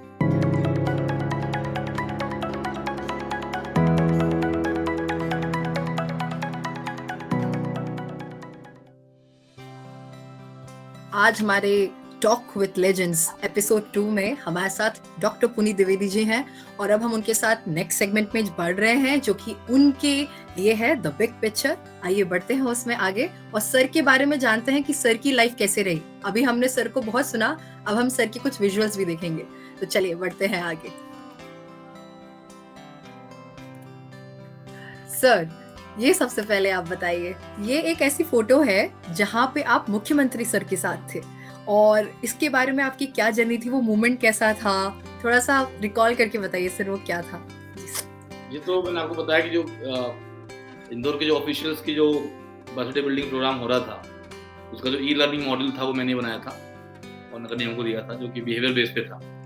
तो ये उसके लिए मुझे वहाँ पे अचानक मुझे बताया गया कि आपको रहना है, और उसमें नाम सब पहले जा चुका था मेरा, तो मुझे नहीं पता था क्योंकि हम लोग तो इसमें इवेंट पे लगे थे जगह जगह करने के, और बर्थडे बिल्डिंग प्रोग्राम में उसके मॉडल्स बनाने में और अवेयरनेस कैंपेन्स में, ओडीएफ में। तो एक दिन पहले बताया कि कल जगह जो कार्यक्रम उसमें आपको रहना है और सीएम से आपका सम्मान होगा। तो ये तो मतलब ये ऐसा था माहौल कि मतलब ये तो कुछ पता ही नहीं था, और अचानक एक ऐसे कपड़े भी नहीं थे मेरे पास, तो पुराना ही पहन के जाना पड़ता था मेरे को।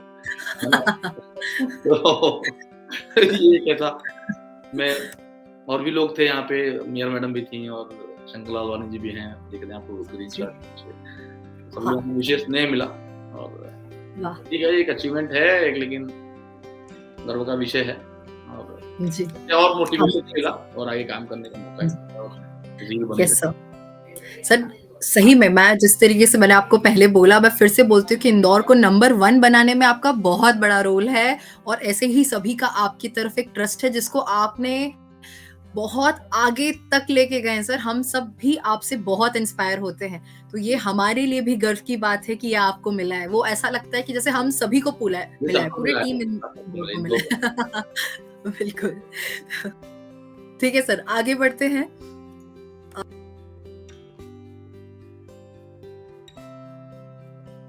नेक्स्ट पिक्चर की ओर आगे बढ़। यस सर, यस सर, ये ना अभी लेटेस्ट निकला है, और ये लेटेस्ट सबसे पहले मैंने सोचा कि मैं सबसे पहले इसको लगाऊं, क्योंकि ये एक बहुत बहुत बहुत बड़ी चीज है सर। आप एक चेंज मेकर हैं और आज एक और पायदान पे आप चढ़ रहे हैं। तो सर इसके बारे में थोड़ा सा बताइए सर, ये कैसे हुआ ये। जी, ये अटल इनोवेशन मिशन से, जो कि मैं पहले से जुड़ा हुआ था, आई was the CEO of AIC. तो मेंटल फॉर चेंज का वहां से एक आया था, एक कॉल आया था कि आप लोगों ने जो काम किया इकोसिस्टम में, और जो पहले फेज के ही जो इंक्यूबेशन है वो ग्रांट हमको मिली है, और हम लोगों ने स्टार्टअप इकोसिस्टम में काम भी किया है। उनका ये था कि अब तो आपने काम तो किया ही है, कर ही रहे हैं, अब लोगों को गाइड करने के लिए आप लोगों की आवश्यकता है, क्योंकि समय के साथ आप लोगों का भी अनुभव बढ़ा है, और अब आप लोगों को मेंटरशिप देंगे तो और तेजी से ये इकोसिस्टम डेवलप, क्योंकि चाइना पे सैंक्शन होने के बाद से कई सारी चीजें जो है वो हमें खुद बनानी पड़ेगी। जैसे खिलौने के क्षेत्र में बहुत सारा स्कोप आया है, तो रोबोटिक्स के माध्यम से अभी शासन ने उसको टॉयथॉन के नाम से भी किया था, जिसमें टॉयज बनाने पे इनोवेटिव आइडियाज पे काम करने के लगाया गया था। तो ये एटीएल्स जो हैं, अटल टिंकरिंग लैब्स, उनको गाइड करने के लिए, इनोवेटिव आइडियाज को गाइड करने के लिए हम लोग को मेंटर ऑफ चेंज के रूप में नवाजा गया है। ये एक तरह से एडवाइजरी रोल है, जिसमें हम स्टार्टअप्स को और खासकर इंक्यूबेशन सेंटर्स को, एटीएल्स को, अटल टिंकरिंग लैब्स को, पूरे लैब को गाइड करने का है, जिसमें आसपास के क्षेत्रों में, एमपी में और आसपास के स्टेट्स में भी वो कहीं भी हमको डिटेल कर सकते हैं कि आपको यहाँ जाना है और उसको गाइड करके आना है। तो ये एक अलग चीज़ है जो ठीक है, ये नेशन बिल्डिंग एक्टिविटी है, और पढ़ाई-लिखाई से भी जुड़ा हुआ है, इंटरेस्ट का भी है, तो जी इसमें सर। गर्व का विषय है मेरे लिए। अब मैं इस चैलेंज सर को सबके लिए सर सबके लिए गर्व का मिशन है, सीरियसली सबके लिए। और बहुत ही अच्छा लग रहा है कि जिस तरीके से हमारे इंदौर में भी ऐसे हस्तियां मौजूद हैं जो हमको आगे बढ़ा सकती हैं, हम उनके टच में, सारे बच्चे उनसे सीख सकते हैं, तभी हम ग्रो कर पा रहे हैं, तो ये बहुत बड़ी बात है। तो आगे बढ़ते हैं सर, आगे एक और पिक्चर की तरफ। तो बिग पिक्चर में एक पिक्चर आपके कर्मों का कि आप इतने प्यार से जो चीजें करते हैं उसकी एक झलक है। तो सर ये कब हुआ, कैसे हुआ, ये ये क्या तो हो अभी रहा हाल था? हाल ही में का है मेरे ख्याल से, ये 1 हाँ महीने जी। पहले पहले का। ये आप सामने जो बैठे हुए एनसीसी कैडेट्स हैं सभी। जी, और जी। मैं मतलब अपनी एनसीसी वाली स्टोरी मैंने आपको बताई थी। तो अपनी हाँ, स्टोरी हाँ। यहाँ भी मैंने उनसे शेयर की थी। यहाँ पे ये अवेयरनेस कैंपेन था जहाँ पे 6 बिन सेग्रीगेशन, आपने देखा होगा सामने 6 बिन रखे गए हैं, है ना? 6 यस बिन सर, हर दिन यस। कंसेप्ट के तहत हम लोगों ने वहाँ पे काम करने के लिए, अवेयरनेस क्रिएट करने के लिए, लोगों के बीच में। अभी इस बीच नहीं कुछ तो 50 एक सेशंस मैंने किए हैं। 50 ऐसे ग्रुप्स में मिलके उनको उसके बारे में, इवेंट्स के बारे में बताना, 6 बिन सेग्रीगेशन के बारे में बताना, जो ई-वेस्ट, जी सर। प्लास्टिक वेस्ट और जो घरेलू खतरनाक कचरा है या फिर अन्य जो कचरे हैं उनके बारे में सेग्रीगेशन कैसे करना है, उसके बारे में लोगों को अवेयरनेस क्रिएट करने के लिए जगह-जगह हम लोग जा रहे थे। ये एनसीसी जी कैडेट सर। संडे का दिन था मेरे ख्याल से ये। और ये एक संडे नहीं, सैटरडे था, सैटरडे था। जी। एक स्कूल में जहाँ पे एनसीसी कैंप की तैयारी चल रही थी, वहाँ पे नगर निगम इंदौर की ओर से हम लोगों को डिटेल किया गया था, जहाँ पे डिफेंस के ऑफिशियल्स भी थे और वहाँ पे मैंने सेशन लिया। उनको मैंने बताया कि मैं भी एनसीसी सर्टिफिकेट हूँ और मैं आप लोगों के बीच का ही हूँ और आज मैं इधर हूँ, टीचर हूँ, तो मैं ठीक है। तो बड़े इम्प्रेस हुए थे, अच्छा लगा था वो चीज़ें वहाँ पे जो है वो करनी होती है। सोसाइटी को कनेक्ट करने का जो अप्रोच है, ये कहीं न कहीं ऐसे होता है, हम उनसे जब कनेक्ट हो जाते हैं, बताते हैं कि हम भी आप में से ही हैं, तो उस चीज़ को बहुत तेज़ी से ग्रैब करते हैं। ये कहीं न कहीं ये स्वच्छता अभियान जो 6 बिन सेग्रीगेशन है, उस पे हम लोग काम कर रहे हैं। ये उसका फ़ोटो आप मुझे दिखाएँ। क्या बात है सर, बहुत ही बढ़िया। बहुत ही अच्छी चीज़ हो रही है सर, और कहीं न कहीं जब आप वहाँ गए होंगे तो आपको आपका बचपन भी याद आया होगा। हाँ, आगे बढ़ते हैं सर। सर इसके बारे में बताइए, ये एक बहुत बड़ी चीज़ है और ये एबीवीपी के बारे में है, जिसमें आप as a president, city president बहुत कुछ कर रहे हैं बच्चों के लिए, और बच्चे भी बहुत कुछ, मतलब इंदौर शहर में और आगे पूरे मध्य प्रदेश में भी बहुत अच्छे से काम कर रहे हैं। आप बताइए सर। अभी हम लोगों ने एक ये विजुअल बनाया एबीवीपी की ओर से। आपने देखा होगा राजवाड़े को बहुत बड़ा मास्क पहनाया गया है। Yes sir, yes sir, yes sir. ये सब इनोवेटिव अप्रोच अब चूँकि विद्यार्थी परिषद में भी हम लोगों ने, मैंने कहा एक वर्ल्ड रिकॉर्ड यहाँ बनाते हैं, एक मैसेज जाएगा लोगों में कि क्यों ना हम इसको मास्क को पहने, रेगुलरली पहने और ध्यान से घर से बाहर निकले। तो ये एक ऐसे ही आइडिया आया था कि चलो कुछ ऐसा करते हैं। जैसे हम तो स्टूडेंट ऑर्गेनाइजेशन है, तो कैंपस में ज़्यादा काम रहता है जहाँ पे विद्यार्थियों के साथ कोई गड़बड़ होता है या उनके अधिकारों की रक्षा के हिसाब से ये संगठन काम करता है। इसके कई प्रकल्प भी हैं।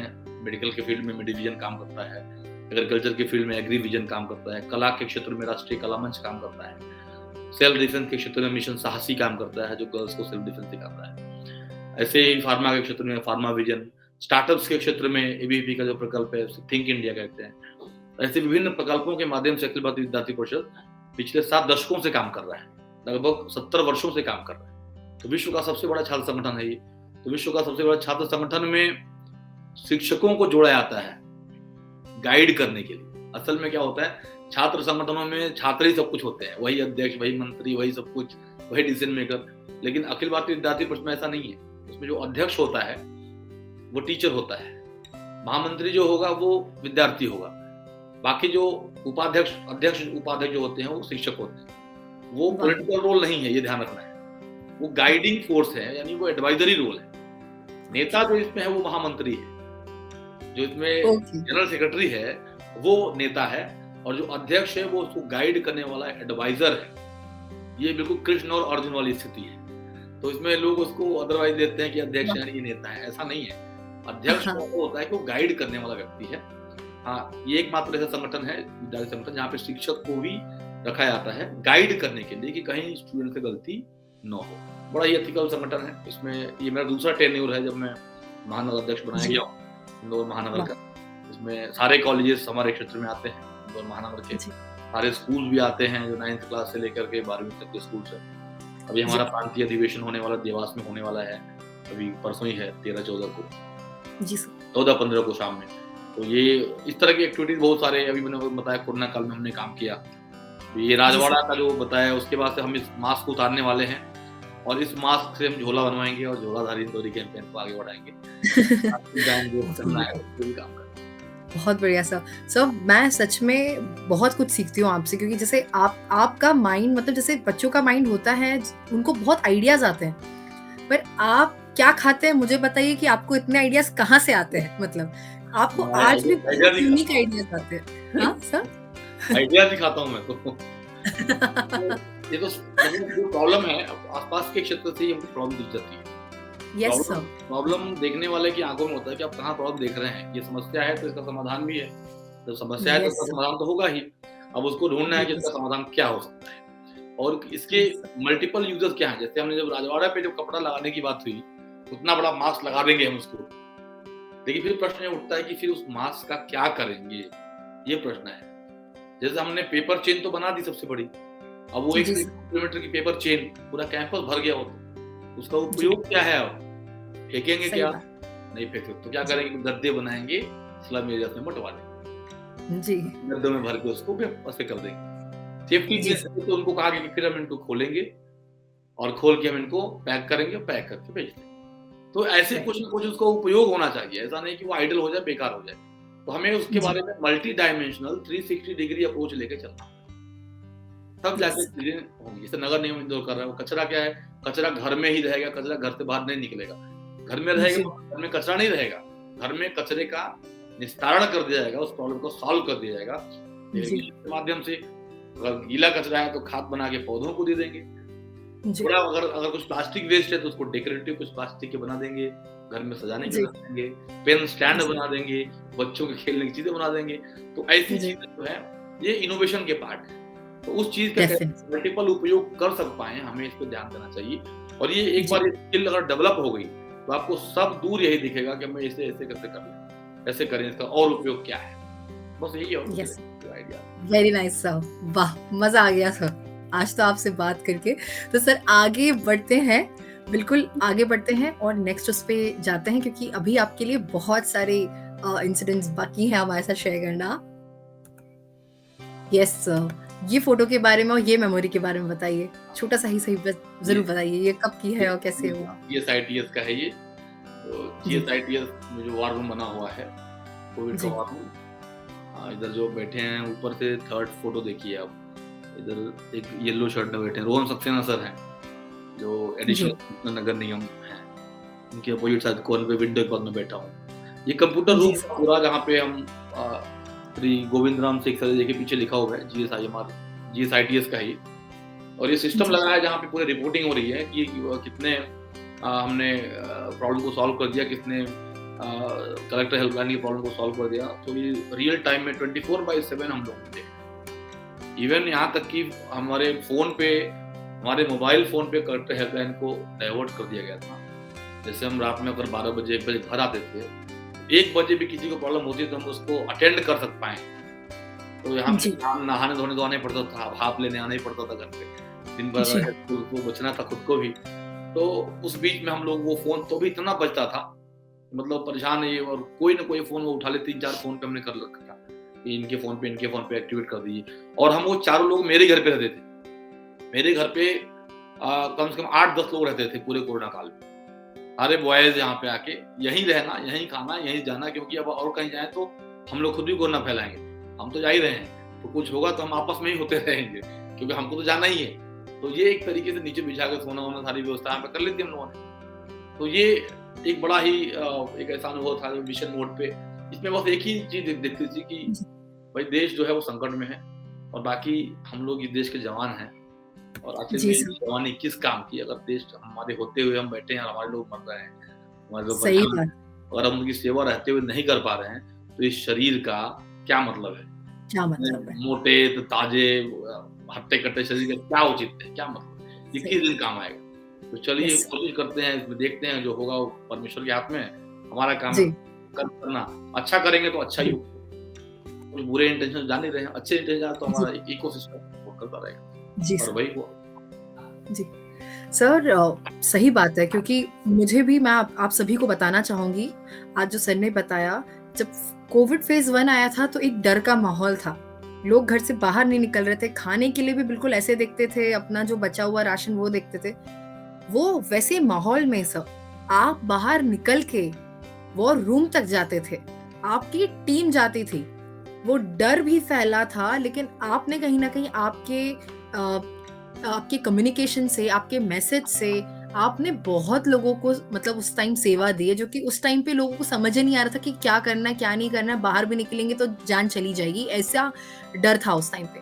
तो एक तरीके से सर आप बहुत ब्रेव हैं एंड उस दिन मुझे रियलाइज़ हुआ कि जो डिफेंस की जो आपने तैयारी की, जो माइंडसेट जो आपका बना और जब आपको मौका मिला कि हाँ, मैं अब यहाँ पे रह के भी अपने देश की सेवा कर सकता हूँ। सर अब समझ में आ रहा है कि वो कहाँ से वो एनर्जी कलेक्ट हुई है आपके अंदर और आपने उस टाइम पे बिना कुछ सोचे ना अपने परिवार का, ना कहीं भी कुछ नहीं और आपने अपनी पूरी टीम को एक साथ लेके एक बहुत सक्सेसफुली फर्स्ट कोविड को पास आउट किया। तो सर ये मेरे यहाँ तो आपको सैल्यूट है, दिल से सैल्यूट है इसके लिए, ये बहुत बड़ी बात है। तो आगे बढ़ते हैं सर। सर इसके बारे में बताइए, ये मेरी खुद की पर्सनल बहुत फेवरेट फोटो है, फेवरेट और ये एक इनोवेशन ही है जो कि आपके और मॉडर्न ग्रुप के द्वारा किया गया था। तो आप थोड़ा इसके बारे में बताइए सर, इसका क्या एक्सपीरियंस है? रीआर है, रीआर इनिशिएटिव जब इंदौर में शुरू हुआ और ये इस समय इंदौर नगर निगम का पोस्टर है।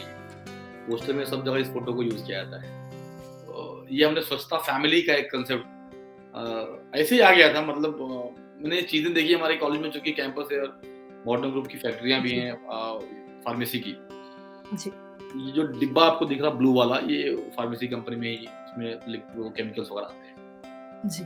बाकी जो आपको ये पहिया टाइप का दिख रहा है, गोल गोल गोल गोल, रेड कलर का, ग्रीन कलर का, येलो कलर का, ये गाड़ियों हाँ, के पहिए है ना। तो ये जो अपने चूंकि कॉलेज है, स्कूल भी है, तो बसें हैं, छोटी गाड़ियां भी हैं, उनके पहिए यहाँ वहाँ पड़े कैंपस में दिखे मुझे, साइड में कहीं कचरे की तरफ घुमा मैं देखने के लिए स्टोर रूम में क्या क्या है। हाँ, तो ये चीजें आइडल थी, पता है कि ये पंचर हो चुकी हैं। ये जो आप स्वच्छता फैमिली में जो ये मदर खड़ी हैं, ये आप देखें जो नीचे का पार्ट है, जो फादर है जो नीचे का पार्ट है, वो ड्रम है, बड़ा जो ड्रम होता है लोहे वाला, टिन वाला ड्रम, वो ये ड्रम है। ड्रम के ऊपर वो डिब्बा रखा गया है, तो ड्रम पे बनाया गया है ये। तो वो ड्रम भी ऐसे पड़े हुए थे डीजल वगैरह के, जो बहुत सारी फैक्ट्री में केमिकल्स वगैरह आते हैं।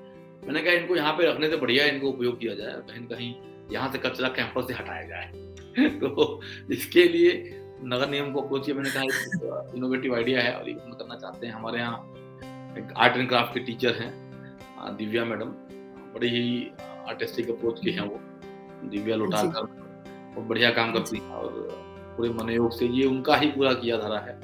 उनका सर मैं इसको ऐसा बना सकती हूँ और मैं स्वच्छता फैमिली बना सकती हूँ। तो इंदौर लाएगा स्वच्छता का पंच चल रहा था उस टाइम पे, तो उन्होंने ये कहा, एक हाथ में झाड़ू पकड़ाया, एक को कुछ और पकड़ाया, एक ने पंच लगाया, ऐसा करके इस तरीके से ये करके हमने नगर निगम को दिखाया। तो दे वर वेरी हैप्पी कि चलिए कोई बहुत बढ़िया काम हुआ है। इसको नगर वाह! ये मेघदूत गार्डन जो विजयनगर में है, वहाँ इसको प्लेस कर हाँ, दिया। कमिश्नर मैडम ने इसका उद्घाटन किया कि चलिए बहुत बढ़िया। वाओ! मुनि जी आए थे इसमें, एडिशनल कमिश्नर, और ये आज सेल्फी पॉइंट बना हुआ है, लोग वहाँ जाके सेल्फी लेते हैं।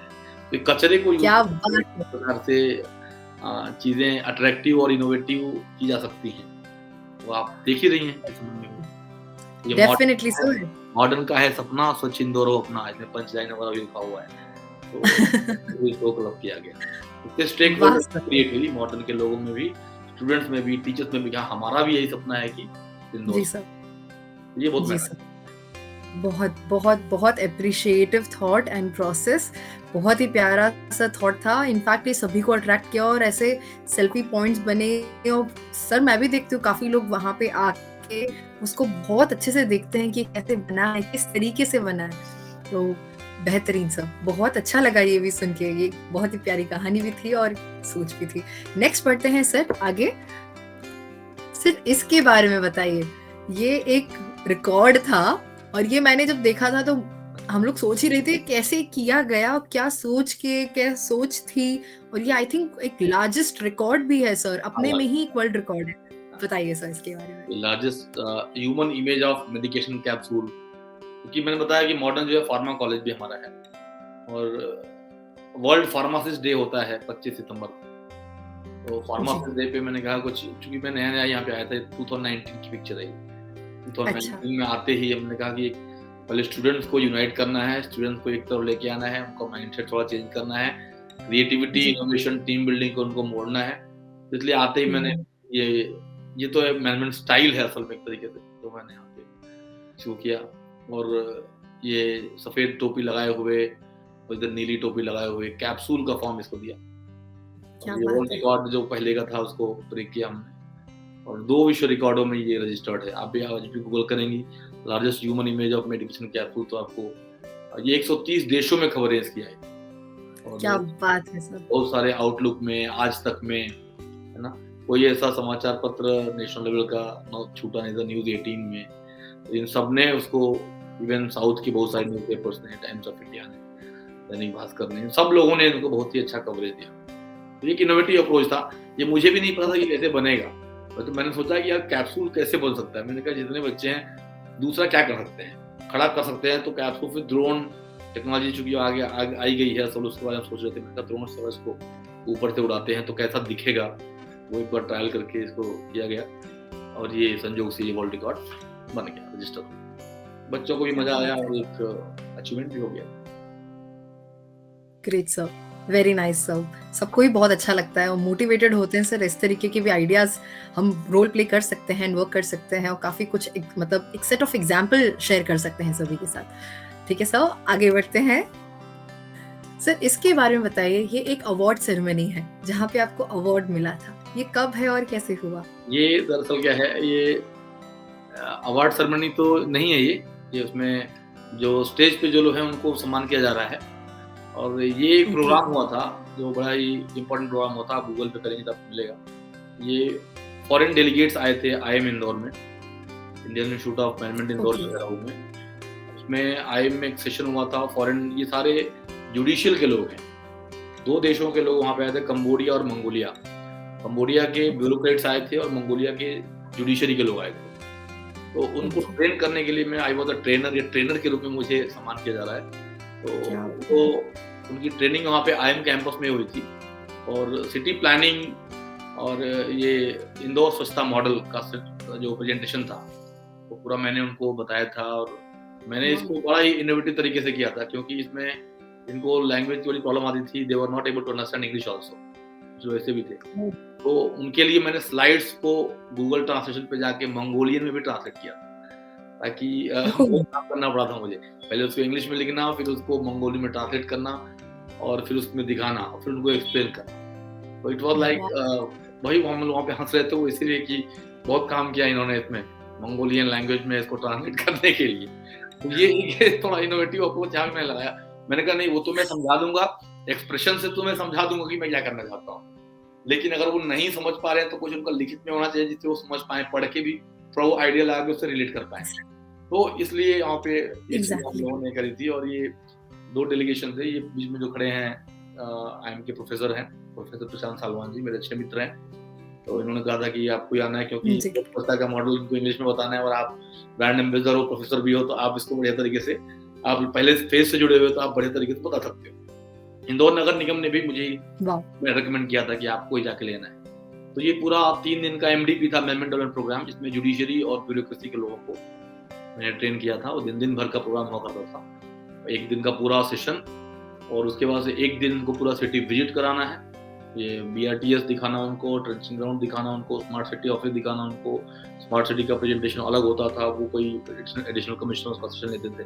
तो ऐसे करके ये किया गया है। ये उसी का मैडम जो है वो सम्मान दे रही हैं कि पुनीत जी बधाई हो, आपने ये सेशन बड़ा अच्छे तरीके से कंडक्ट किया है। जी, वाह! जी। बहुत ही प्यारा सर। ये एक सच में एक अलग ही मतलब फ़ोटो थी मतलब और एक बहुत ही अलग एक्सपीरियंस जो हम लोग को भी नहीं पता था, स्पेशली मेरे को भी नहीं पता था। बहुत ही प्यारा मतलब सर, बहुत ही प्यारा। आगे बढ़ते हैं सर। सर इसके बारे में बताइए, ये कब की बात है? ये है 2015 की बात है ये। ये और इसमें आपको अवार्ड भी मिला था सर के हाँ, द्वारा। इसमें मुझे जी, अवार्ड मिला था। ये बनारस हिंदू यूनिवर्सिटी में प्रोग्राम हुआ था। उत्तर प्रदेश गवर्नमेंट में लिखा है ना, Puneet Dwivedi facilitated by the government of UP छात्र संसद हुआ था एक प्रोग्राम। जैसे यूथ पार्लियामेंट होता है ना, इस प्रकार से यूथ पार्लियामेंट था। तो उस पार्लियामेंट में ऑनरेबल गवर्नर जो वहाँ यूपी के हैं, राम नाईक जी, वॉज दी चीफ गेस्ट। वहाँ पे स्किल डेवलपमेंट के लिए मुझे अवार्ड दिया गया था कि आपने स्किल डेवलपमेंट में जो बड़े अचीवमेंट्स किए हैं, काम के, जो वर्ल्ड रिकॉर्ड्स हम लोगों ने बनाए थे पेपर चेन के और उसके सेफ्टी पिन चेन के, तो उसकी जो कई देशों में खबरें आई थी, कई न्यूज़पेपर्स में इस तरीके से, तो उसको रिकॉल करके उन्होंने मुझे वहाँ पे पूरे देश से कुछ एक 15-20 लोगों को बुलाया गया था अवार्ड्स के लिए। उसमें एमपी से मुझे बुलाया गया था। तो वहाँ पे क्या बात है सर। ये एक ही साल में मेरा दूसरा सम्मान था यूपी में ही, उन्हीं के द्वारा ही। एक बार एंटरप्रेन्योरशिप के लिए मेरा नाम गया था, एक बार स्किल डेवलपमेंट के लिए मेरा नाम। तो मैंने बहुत बढ़िया। अप्रैल में एंटरप्रेन्योरशिप का अवार्ड लिया और दिसंबर में ये अवार्ड ले लिया, स्किल डेवलपमेंट। ऐसा सर आपको फिर से कॉन्ग्रेचुलेशंस इसके लिए। ये डेफिनेटली सर एक बहुत बड़ी बात है एंड हम तो बस ये चाहते हैं कि आप और ऊपर जाएं और पूरे सर्वोच्च मतलब भारतवर्ष में और भारतवर्ष से भी आगे पूरे संसार में, पूरे वर्ल्ड में आप बहुत अच्छे से करें और हम सभी स्टूडेंट्स को गाइड करते रहें। हमें बहुत खुशी होती है कि आप इस तरीके से करते हैं और एक बहुत ही निश्चल मन से हम सबको भी आगे बढ़ाते हैं, जो कि हमारे लिए बहुत बड़ी बात है सर। उसके लिए थैंक यू सर, दिल से थैंक यू। बहुत अच्छा लगता है आपको ऐसे देख के। सो सर आगे बढ़ते हैं बिकॉज हमारे पास अभी भी कुछ फोटोज बाकी हैं आपकी। सर ये बताइए, ये आपका फिटनेस जोन भी है कुछ जो मैंने अभी तक किसी से शेयर नहीं किया। और सर मैं आप सभी को बता दूं, सर फिटनेस पे भी बहुत ध्यान रखते हैं। अब आप खुद ही देखिए, अगर कोई इंसान हर जगह अवेलेबल है, चाहे वो सिटी के लिए, चाहे वो पढ़ाने के लिए, चाहे वो इनोवेशन के लिए, आप देख सकते हैं एबीवीपी के बच्चों के लिए, हम सब एनजीओस के लिए, तो उनको फिट तो रहना पड़ेगा। कोविड में भी उन्होंने इतना काम किया, वो वहां पे गए, तो ऐसे वैसे थोड़ी ना जाते हैं। सर बहुत कुछ करते हैं अपने लिए और ये सर की एक फोटो आपके सामने। सर कुछ बताइए। साइकिलिंग का ठंड के मौसम में थोड़ा तो भी कवर कर लेते हैं। तो ये जो साइकिल है ये मेरे स्टूडेंट्स ने मुझे गिफ्ट दिया है। वाओ। मेरे 36th बर्थडे पे 2019 में 2020 में भी कोरोना का जब चल रहा था, मुझे 36 गिफ्ट मिले थे। उसमें एक ये भी था, एक साइकिल। इस तरह आपको साइकिल चलाना है, नहीं तो फिर क्या आपको निकल रहा है, आपको मेहनत करना पड़ेगी, ये भी करना है आपको साथ में। तो ये लोग भी करते हैं। तो उन्होंने अपनी पसंद का ला के साइकिल मुझे रात को 12 बजे घर पे ही सारी चीजें, सारे गिफ्ट और ये साइकिल ला के मुझे दिया। तो इसको मैंने कुछ दिनों के साथ मिलकर चलाया। अब ये साइकिल खड़ी है नीचे, मैं चला नहीं पाता हूँ बहुत इसको, लेकिन साल में भी कभी कभार 4 दिन 5 दिन लगातार में, जब मुझे लगता है कि अब ज्यादा हो गया है तो अपने को करना चाहिए, जाते हैं सुपर पाउडर वगैरह होके निकल चले जाते हैं। वाओ सर, फिटनेस मेंटेन रखते हैं सर आप।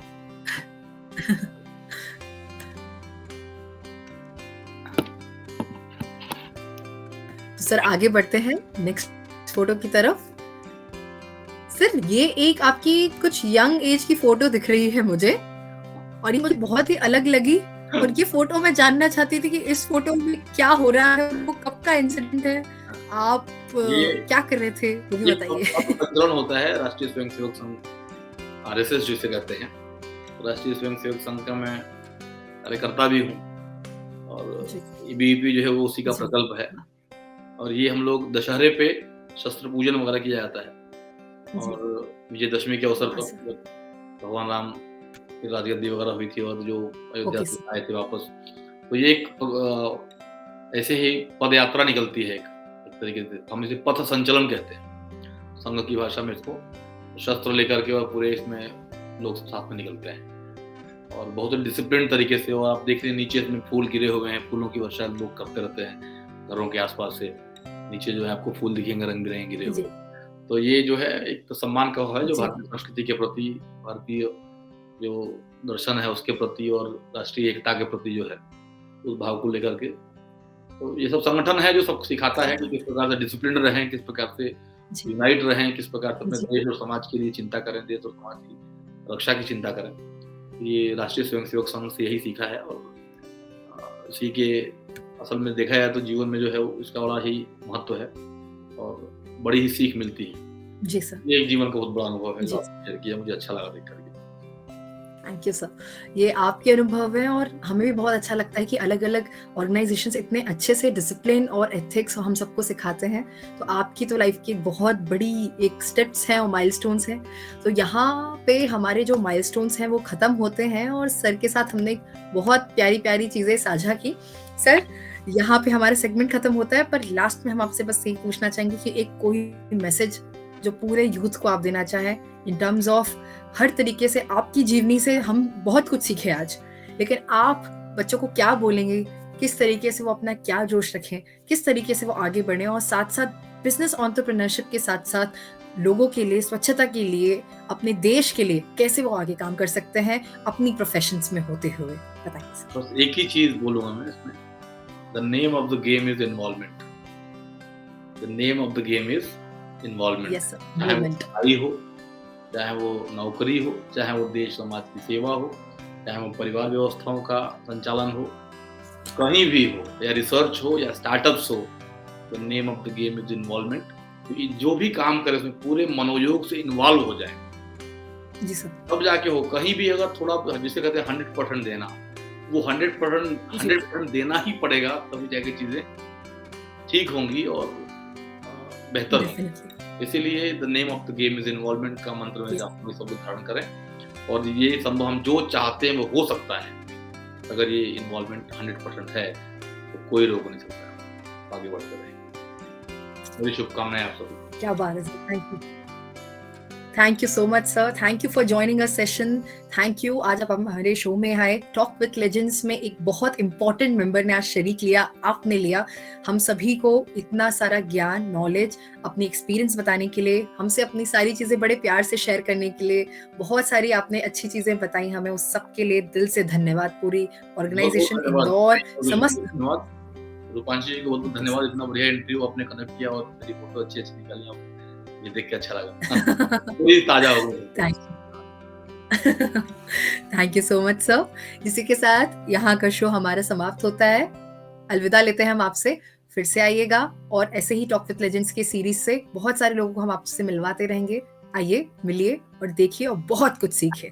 Thank you. जय हिंद, जय भारत। नमस्ते।